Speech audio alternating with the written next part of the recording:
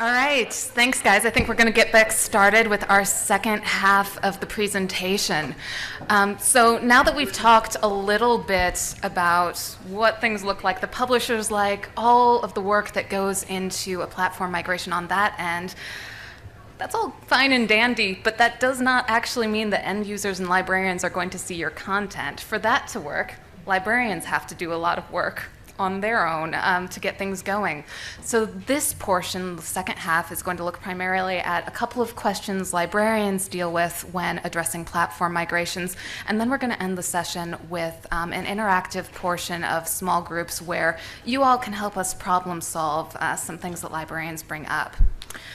So to launch into that, I'd like to do some introductions first, and as you might notice from the screen, there are some common names. I do apologize, but if you say Kristen or some form thereof, we will respond to you.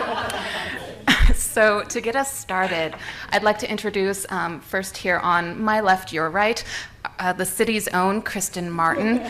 Kristen Martin works at the University of Chicago Libraries, and the official title with that is she's Director of Technical Services there.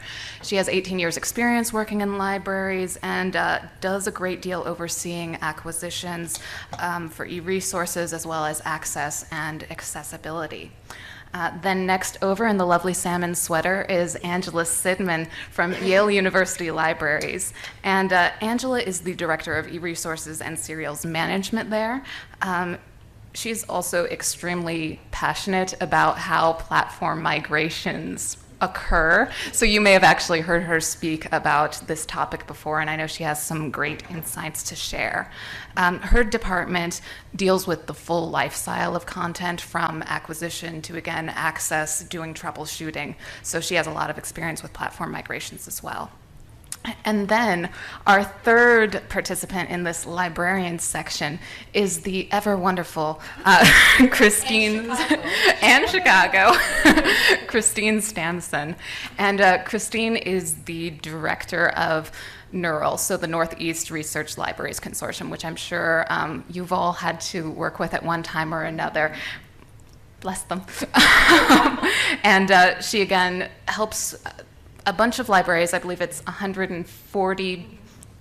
140 libraries, come to terms with publishers so that everyone gets the type of e-resources that they need. And I'm Kristen Twardowski. I know I had a brief introduction from Allison before. I work for Duke University Press in the Library Relations Department.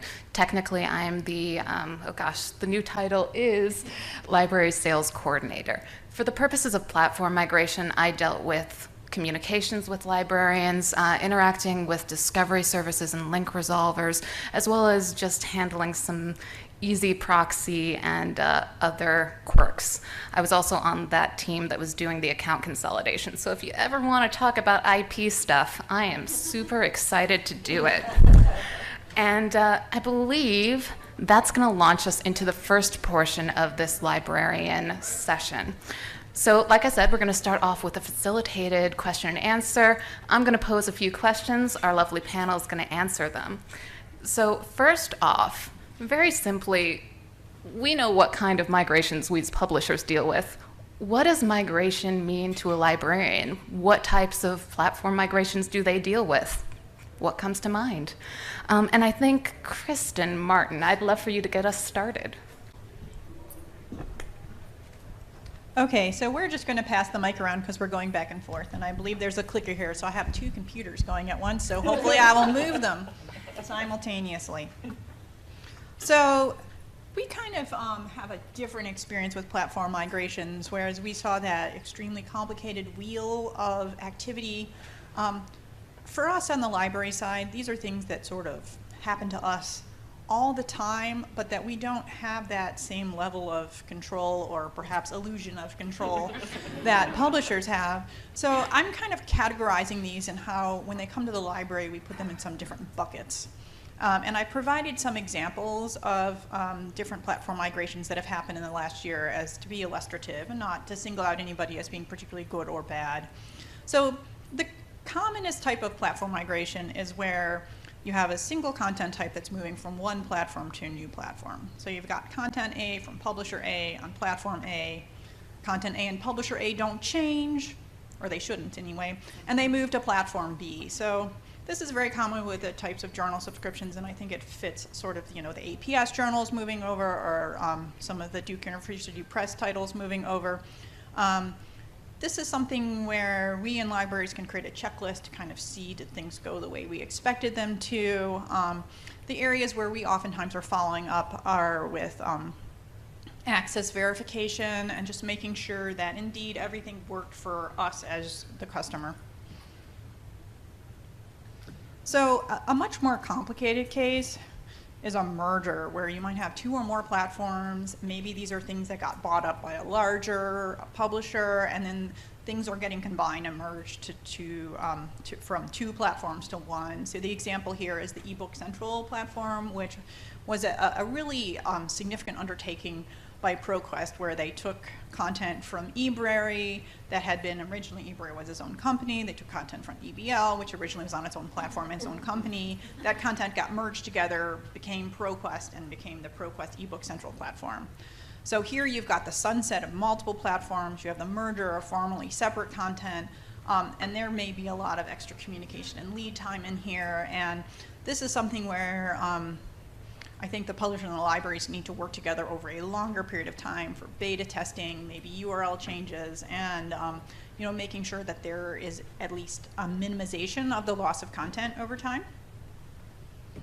So another example of platform migration that I feel like sometimes gets overlooked from the publisher perspective, but gets very important from a library perspective, is when content is acquired and then merged into an existing platform.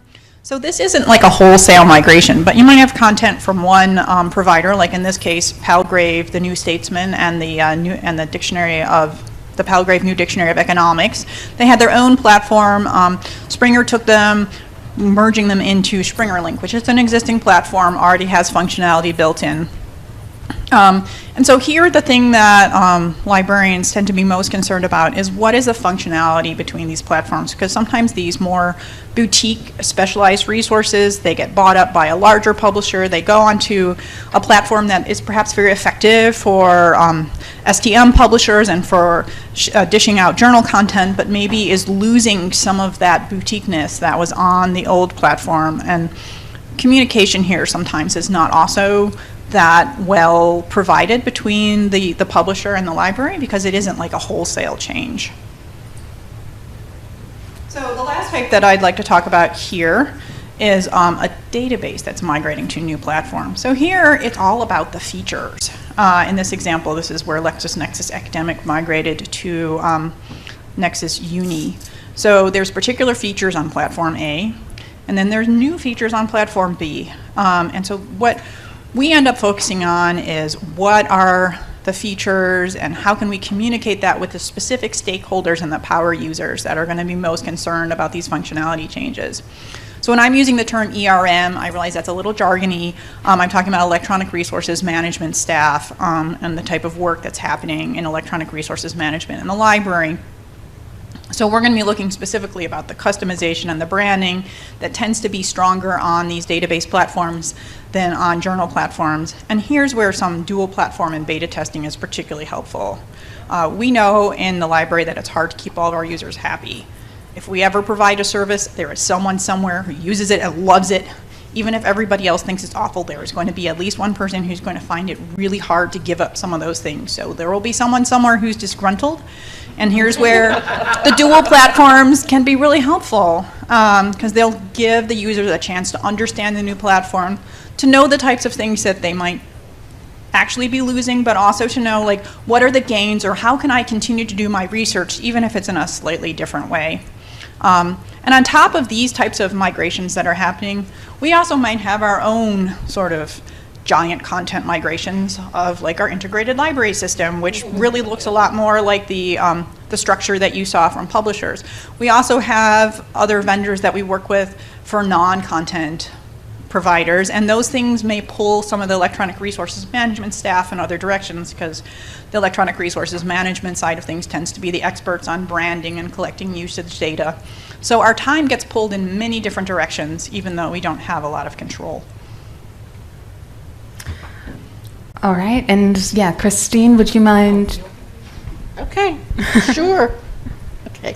Well, no matter what kind of migration it is, really it's my job as the director of a consortium to advocate for my members. At Neural, we don't host any materials, any contents. There are other consortia that do, and they might have more problems. In the past couple of years, what I found is this platform migration has become the new norm, and it was interesting this morning when people raised their hands as to how many publishers migrated, and there were quite a few hands up. And it's not just the big publishers, but it's lots of small and medium-sized publishers as well that are doing these types of migration. And we work with over 100 publishers of all sizes, ranging from very small to mega publishers, and 140 libraries. So it's my job to work efficiently and smartly in order to get all this information across to my users. And at the end of the day, I'm really an advocate for my members. And I think later in the presentation, I'm going to talk a little bit about some more definite ways that we work with the publishers to try to get all this information across to the libraries. All right, and Angela, was there anything you wanted or no? Okay, fabulous. In that case, that's going to bring us to our second question, which is looking at what does a platform look like functionally, technically, from a library perspective? So Kristen showed these are the migration types we deal with. Now, what do librarians have to do to actually integrate those migrations into their already existing systems? So Angela, would you mind starting us off? Sure. So, like all the best things that happen to you at work, this kicks off with someone getting an email. and that email could literally go to almost anyone and could say almost anything. The sheer variety in this initial piece of communication is vast. Sometimes it's a direct message to technical contacts who are managing these platforms. Sometimes it is a line in a marketing newsletter that we pretty much automatically delete, right? Sometimes a sharp-eared subject librarian over in economics gets wind that something's about to move. The important thing is that once we hear about it, we write it down, because as Kristen alluded to, we have a lot of things happening, and just some of those things are concentrating on platform migrations. And I looked before I left. We are currently, at my institution, have 6 migrations that we are waiting to have happen. 4 of them have been on our list for over 2 months, and we have a number that already migrated where we are still doing cleanup. And so for us, trying not to forget that this is happening, trying to remember what we know so that we are not going back to email and kind of looking things up every time this comes up, what this looks like, is we have a running box note that the staff who work on Access, when the email comes in, someone drops it in there. And our goal then is at our next team meeting, we look at it and talk about the information we received. Maybe there's a timeline or an FAQ that we can look at. And then we run it against an internal checklist. And this checklist is one that actually was developed at MIT. They use it, and that we borrowed and made match our circumstances. And it kind of codifies and formalizes some things that we were doing anyway, because in this initial, we found out this migration is happening moment, our 2 goals are to figure out how big a deal is this going to be, i.e. how much work, and is there anything we need to do now? And the how much work kind of gets at Kristen's point about the shape of these migrations, right? If it's a database moving platforms, we can understand that. If it's something where you've got content that used to live on multiple branded sites all moving to one central site for a publisher, it means we're probably going to want to download our entitlements and make sure that we have a clear sense of what used to live on each of those existing platforms so that when we get to the other side, we can make sure all our stuff made it there too, right? And so that's the kind of work we do at the outset to figure out what we're going to need to do to manage this migration on our end. After that, we go into a period that often lasts for months where we do nothing except circle back, right? We've got this, there is a lot of, and we've got plenty of other stuff happening. And so what it means is we go back to that document and we look at it and we're like, has anyone heard anything new about this? No? All right. It's not supposed to happen for another 2 months anyway. It says late summer 2018. It's only June, right? We'll hear about it soon enough, we hope, right? And so that's it. And we do that and kind of repeat and add new information or just keep an eye on things for literally months sometimes. I have a question. Yeah. You said download your entitlements. Yeah. Is our system your system of record of what your entitlements are? Never. Okay, good. No, never, ever. But we do cross-checking. So what we don't want is sometimes we migrate and we end up in license disputes because there are things that the publisher is using their entitlement system as though it is our licensing system. And we end up having to go back to the contracts and prove it. No, we tend to...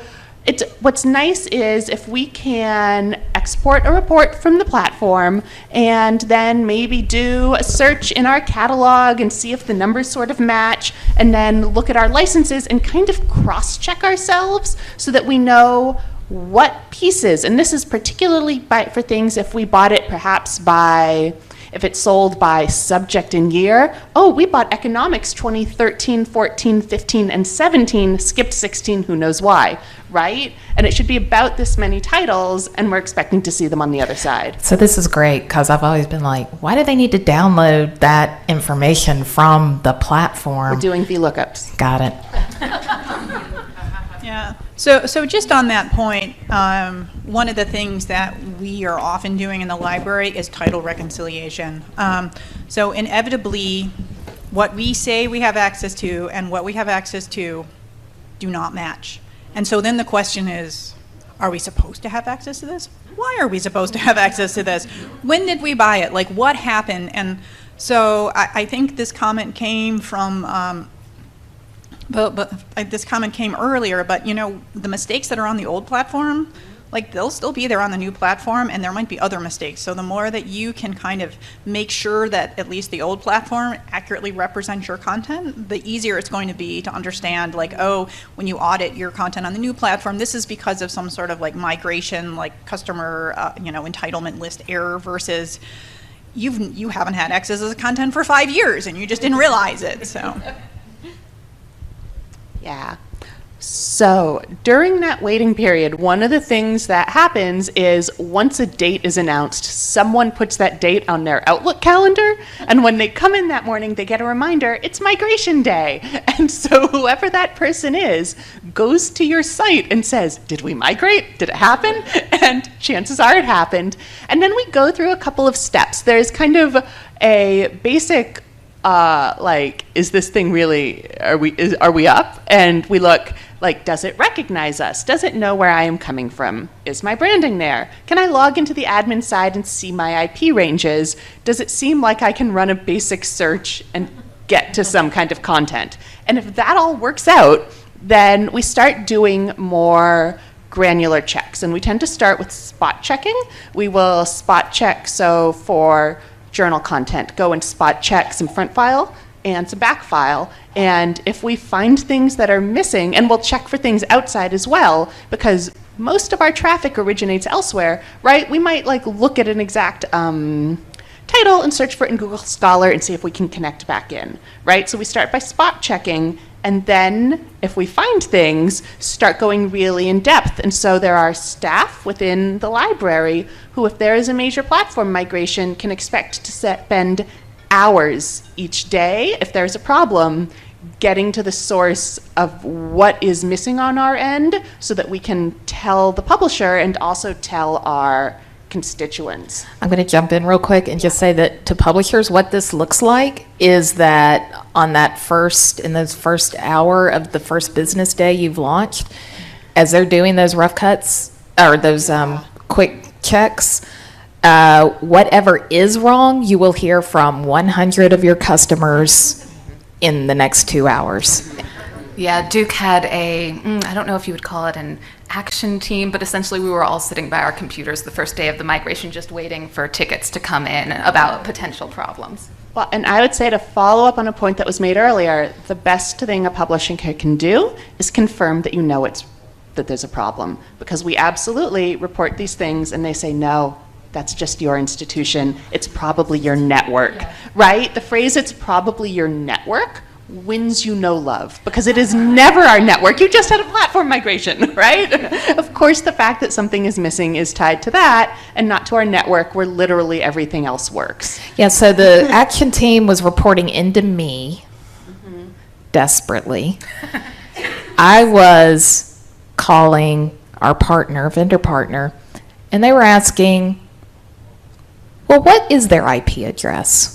Well, what about this? And can they tell you exactly how they did that? It's like, no, there are 100 of them. They all have the same problem. There is a problem.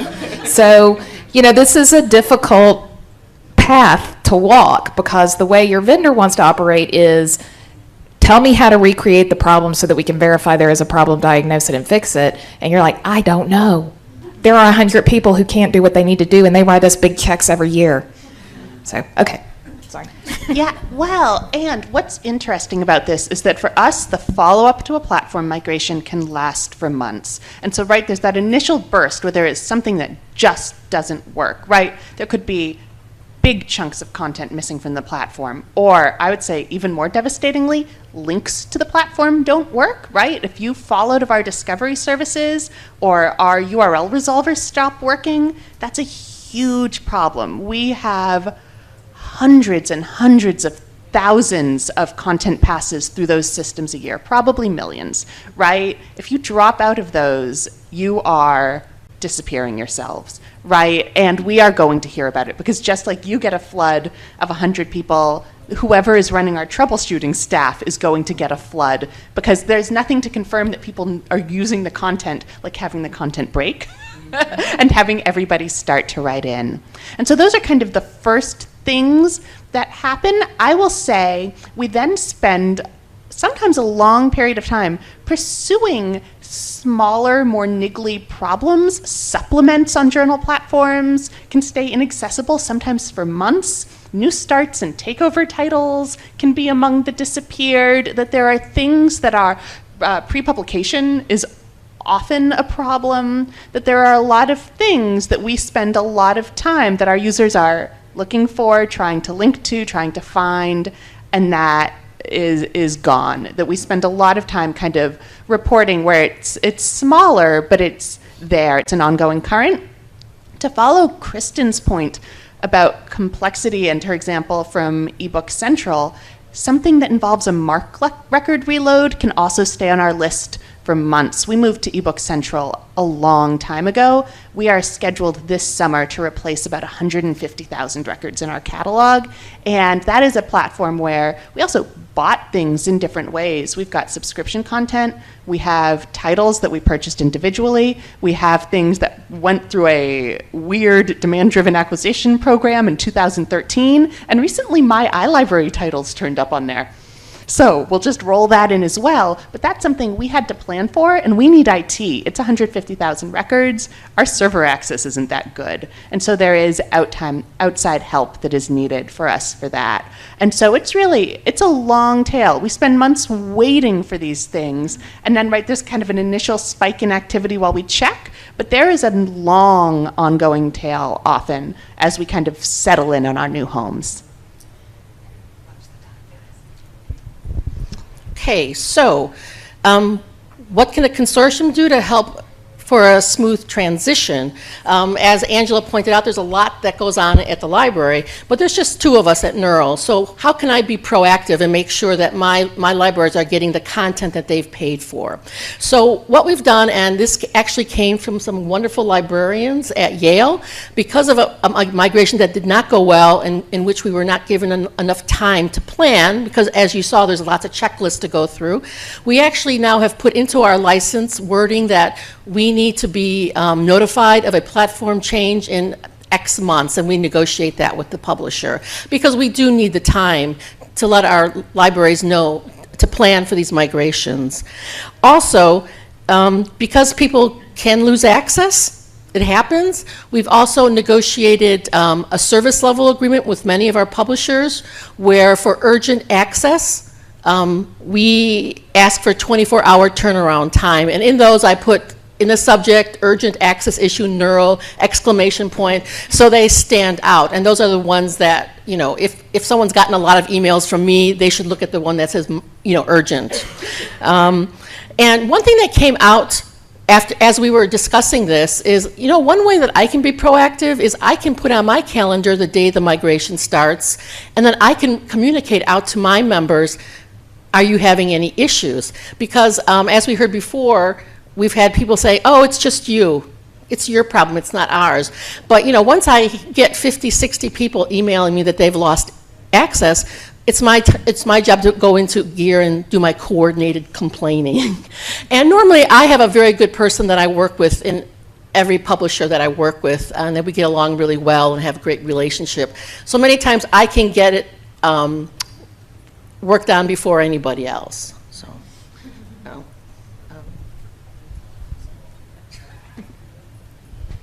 So just, I'm going to be quick as we are trying to move through. I feel like what Angela's providing is sort of like the gold standard for how we want to support platform migrations. You know, at Chicago, I confess we are not always that organized, so there's always a lot of things going on. You know, Allison mentioned people are trying to schedule their vacations around the platform migrations. Well, sometimes the platform migrations happen when we're down staff members, or it's like, you know, it happens to be finals week, like Chicago's on quarter, so our academic calendar always doesn't match others, and then they're like, oh, you're going to lose access to that content for a week, sorry. And I'm like, well, that's really not good timing. But, you know, so we're end up getting stretched thin with, you know, we have our cyclical acquisitions and the academic year workflows. We're not in control of these timelines, so sometimes we're just really winging it. So whatever we can do for lead time or to get some of these preparation in advance is really helpful. All right, and I believe that brings us to our third and final question. So all of the librarians so far have alluded to things that can go wrong, but I want us to get a little more detailed into that. So what do you wish that publishers would do to make these platforms migrations go more smoothly for librarians? Are there specific things you can think of? And Christine, with your coordinated complaining, I think you would be wonderful to get us started Well, thank off. you for asking. Yes. Okay. So just like in real estate, we say what's important: location, location, location. Here we say communication, communication, communication. And we've talked about this earlier. Reach out. If you have a customer advisory board, please use it. I know I came from a subscription agent background, and I had my customer advisory board that gave me great feedback. Meet with your strategic customer base, and you all know who they are because they're loud. You know, okay? And end users, and I know that this gentleman said, well, sometimes we have to pay the end users. We sort of giggled up here because we do all this user testing and we don't get paid for it. But really, reach out to your users. And again, we alluded to this, Allison alluded to this. So with some platform upgrades, I'm looking for certain things in my licenses now. And if you remember anything from my presentation, the most important one is accessibility. I have, especially I will tell you right now, in Pennsylvania and New York, universities have to get waivers from general counsels for resources that don't have good accessibility. Sometimes VPATs are okay, but for the most part, conforming to WCAG 2.0 is the standard. So that's really very, very important. Text and data mining, that's been around for a long time, and again, something that researchers expect nowadays, especially with the millennials. They already do that. They know how to get to the content. They know how to text and data mine, whether you want them to or not. So best to give them a way to do that. Also, branding for institutions. This has been led right now by Columbia University. They want their branding prominent on everything that they pay for because they want to promote to their university that content is coming from Columbia University and not just from Google. And also, I was very happy to hear about all the the archiving, the preservation, because that's, again, very, very important, because libraries are spending thousands and millions of dollars for content.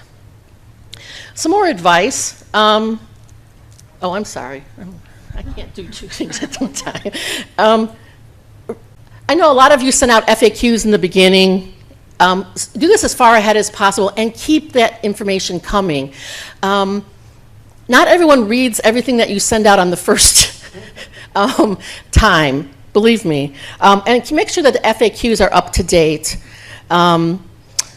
Again, communicate updates on a regular schedule, and then let us know if you're still on track. That's really important as well. Are you still on track? Because as you know, libraries are tracking every step. So from my perspective, I make sure that I have a vehicle in place to notify my members of platform changes. I have a newsletter that goes out every couple of weeks. It's called Neural Notes. And I put all that information out there, and I keep it in front of them for 2 to 3 months so they know about it. Sometimes some of the smaller publishers have emailed me, and I've put that in. And customers have come back to me and said, thank you very much, because they never emailed me, the library, who has a subscription, so they've just emailed me. So I just try to make sure it goes out. My suggestion would be just bombard everybody. And then check in with your members, for me, after migration takes place. I always make sure that I have a service agreement in place. And also, I think that relationships are very important with my publisher. So I try to keep very good relationships with my publisher, and my motto is no surprises. I just don't want to hear any surprises. Next slide, please. So this is just a sample. ACLS had a platform migration, or they will be coming up on one, and they sent me something. I put it up in our newsletter with a little blurb, and I put a link in there, and it links to our database, which is password protected for my members, and I keep all that documentation on my platform under their agreement page, so they have it in front of them anytime they want. So no one else can see this, just my members can see this information. I think that's it for me. All right, and Kristen, is this? Yes, so I was thinking a little bit about how we in the library can partner with publishers to do some of this quality control in advance of migration when feasible.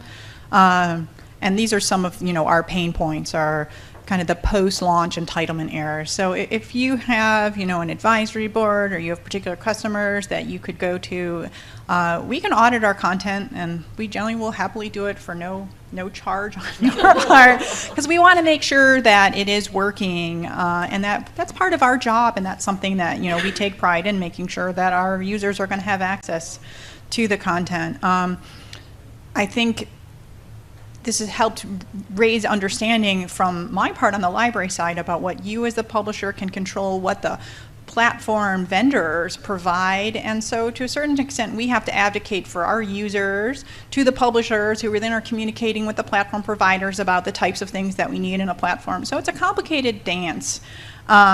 But we'd like to be able to rely on the interface sort of accurately indicating that the content's available without having to click and hit the paywall. So make sure the little green box is correct. If there's functionality or features where you think something's really good and you'd like to get some power users to test out, we can probably find them.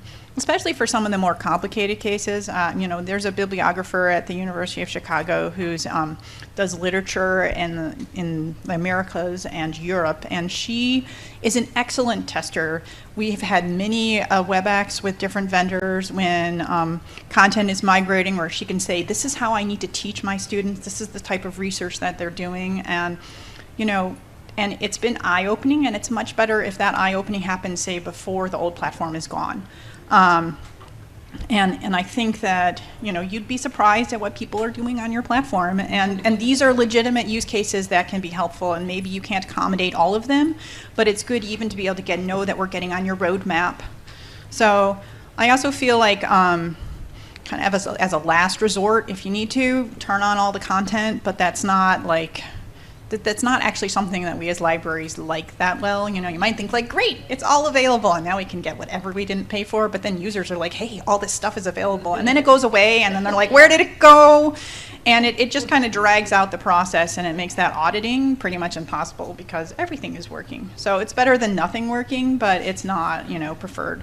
So the last point that I would like to make before I turn it over to Angela is the linking. So Angela's alluded to this. If there's any way to have your links continue to work from one platform migration to another, that makes our life much easier. In more complicated cases, you know, make sure we have a time frame so that there is some sort of a redirect process over time, like for example with the eBook Central.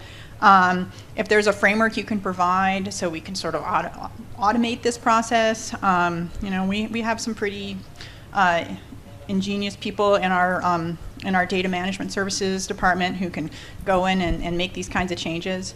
And, you know, if you can, provide updated records, have the same match point, we can overlay them, or if you can use persistent URLs, you know, like DOIs, I think are super helpful.